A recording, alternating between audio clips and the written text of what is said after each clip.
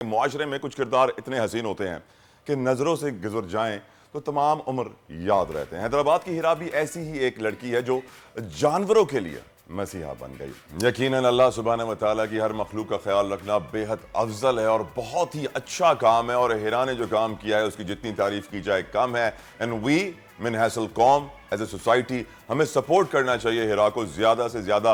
मेरी नज़र में तो फ़हीम रमज़ान का महीना आने वाला है, ज़कात सदकात खैरात लोग निकालते हैं, ऐसे इदारों को भी सपोर्ट करना चाहिए। और हिरा लकीली इस वक्त हमारे साथ मौजूद है। Hira, thank you so very much for giving us your time. Faheem, पहले आप कुछ पूछिए फिर मैं बात करूंगा। हिरा, सबसे पहले तो मैं ये जानना चाहूंगा कि जब आपने इतना बेहतरीन इनिशिएटिव लिया कि आप बेजुबान जानवरों को उनका इलाज कर रही हैं, उन्हें रेस्क्यू कर रही हैं, तो आपको सबसे पहले जो क्रिटिसिज्म फेस करना पड़ा, क्योंकि हमारे यहाँ ये चीज़ जो है वो एक टैबू में ही आती है, इस चीज़ को अप्रिशिएट नहीं किया जाता जो काम आप कर रही हैं, क्या क्रिटिसिज्म आपको पहले फेस करना पड़ा था, उससे शुरुआत करते हैं।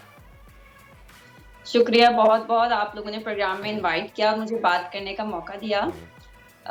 क्रिटिसिज्म सबसे पहले तो मुझे यही सुनने को मिलता था, यार इनके घर वाले नहीं हैं जो इन्हें मना नहीं करते एनिमल्स को रेस्क्यू करने के लिए या एनिमल्स का ख्याल रखने के लिए।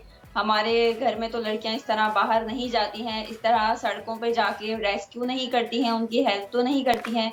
तो इनके घर वाले इनको कैसे परमिशन दे देते हैं? ये गलत बात है, आपके घर वाले आपको मना क्यों नहीं करते? तो इस तरह के वर्ड्स मुझे अक्सर सुनने को मिलते हैं। हिरा, ये बताइए आपने इस वक्त कितने जानवर रखे हुए हैं, कितने जानवरों को अडॉप्ट किया हुआ है? What are your expenses? आप अपने अखराजात पूरे कैसे करती हैं? Who supports you?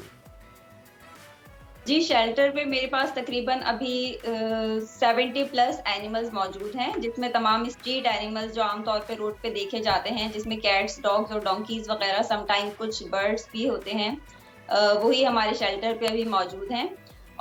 और इनके एक्सपेंसेस, एक्चुअली मैं खुद भी जॉब करती हूँ, तो मोस्ट एक्सपेंसेस मैं अपनी ही सैलरी से करती हूँ। और जब मैंने इस काम का स्टार्ट लिया था, वो भी मैंने अपने सैलरी से लिया था, लेकिन चूंकि वक्त के साथ साथ अपने फ्रेंड्स, अपने कुछ सर्किल को मैं अवेयर करती रही एनिमल राइट्स के हवाले से और एनिमल्स की हेल्थ के हवाले से, तो कुछ हद तक हेल्प वो भी मेरी करते हैं। सो इस तरह थोड़ा सा एक्सपेंस जो है वो शेल्टर का चल रहा है। अच्छा हेरा, मैं ये जानना चाहूंगा कि देखें, लोग उस वक्त तक आपकी बात नहीं सुनते जब तक कि आपकी आवाज शोर में तब्दील ना हो जाए, या फिर कोई एक ऐसा वाकया होता है जो लोगों की रूह को झुंझला देता है। आपने कभी किसी ऐसे जानवर को रेस्क्यू किया हो जिसकी एक स्टोरी हो, जिसकी एक हिस्ट्री हो, जिसे आप खुद भी जिसे आपने फील किया हो, सबसे पहली मर्तबा कभी ना कभी आपने ऐसा किया होगा, तो आपके दिल में जो एहसास हुआ और कब हुआ, किस कंडीशन में वो जानवर था, वो अगर आप हमारे साथ शेयर करें, हम चाहेंगे हमारे व्यूअर्स भी सुने और इस चीज से वो भी सीखें कि हर जानवर जो कि सड़क पे घूम रहा है वो बेजुबान जानवर है, उसका ख्याल करें, ना कि उसके ऊपर से अपनी गाड़ियों को गुजारते हुए चले जाए। जी बिल्कुल, इस तरह के कुछ वाक़यात आते हैं, तभी हम लोग ज़िंदगी में कुछ करने का सोचते हैं या कोई स्टेप लेते हैं। तो मेरे साथ ऐसा हुआ था।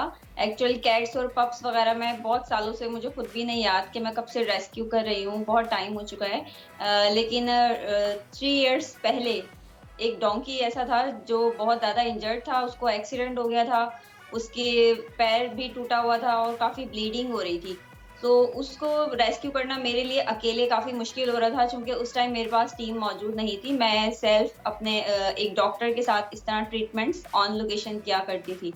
तो उस दिन मैंने उस डोंकी को रेस्क्यू किया, वो काफ़ी इमोशनल एक केस था। और उस दिन ही मैंने सोचा था कि मुझे हैदराबाद के लिए और अपने इन एनिमल्स के लिए कुछ ऐसा करना चाहिए, कोई एक शेल्टर बनाना चाहिए जहाँ पे मैं सिर्फ एक नहीं, पूरे हैदराबाद में मौजूद जितने भी रेस्क्यूज़ हैं उनको मैं पिक कर सकूँ, एक टीम बना सकूँ और वहाँ पे काम करूँ। सो उस दिन से मैंने स्टेप लिया और कुछ ना कुछ डेली बेसिस पे करती रही इस हवाले से। तो अल्हम्दुलिल्लाह अब हमारे पास एक हैदराबाद में एनिमल शेल्टर मौजूद है, जहाँ हम रेस्क्यू करते हैं और जहाँ हमारी एक पूरी टीम विद डॉक्टर्स मौजूद।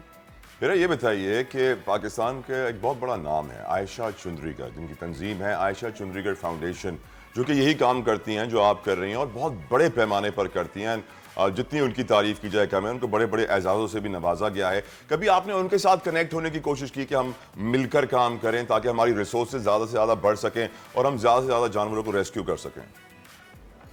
जी, जी, बिल्कुल। आयशा चंद्रीगढ़ को मैं फ़ॉलो करती हूँ। आप समझिए कि मैं जो काम कर रही हूँ, मैं उनको देख के करती हूँ और मुझे काफ़ी मोटिवेशन मिलती है उनको देख के। वो भी एक लड़की हैं और किस तरह उनकी जर्नी स्टार्ट हुई और अभी वो 8 इयर्स में कहाँ पहुंच चुकी हैं, मैं Exactly. बिल्कुल उनको फॉलो करती हूँ।